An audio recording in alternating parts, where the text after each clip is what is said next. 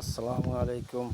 জাতীয়তাবাদী দল বিএনপির সাধারণ একজন কর্মী হিসাবে আমি কিছু কথা বলতে চাই মগ ইউনিয়নের উদ্দেশ্যে। বিগত দিনে মগ ইউনিয়নে রাজনীতি সংগ্রাম করেছে যারা, ত্যাগী নেতাদেরকে আপনারা মূল্যায়ন করতেছেন না। আপনারা ত্যাগী নেতাদেরকে মূল্যায়ন করেন ভাই।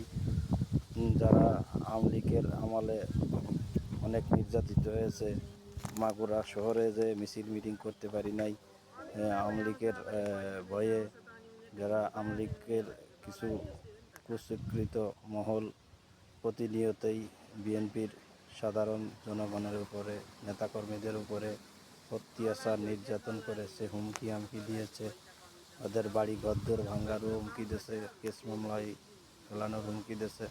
তা আপনারা কি এইগুলা জানেন না?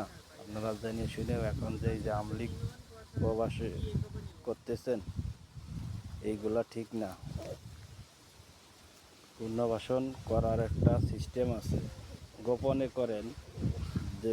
যে কোনো দিন আওয়ামী লীগের মাথায় এসে কোনো পদ পদবিতে নাই, গ্রামে সাধারণ মানুষ আওয়ামী লীগ করে, সেই সব লোকজন নিলে কোনো সমস্যা নাই।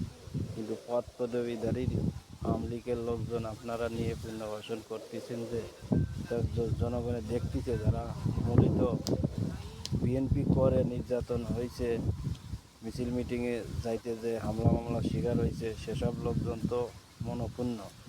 আপনাদেরকে একটা কথা বলবো, আপনারা ত্যাগী নেতাদেরকে সামনে নিয়ে আসেন, কমিটিতে অন্তর্ভুক্ত করেন, আবার বিএনপিকে শক্তিশালী করেন। ধন্যবাদ সবাইকে। সবাইকে বোঝার তৌফিক দান করুক আল্লাহ।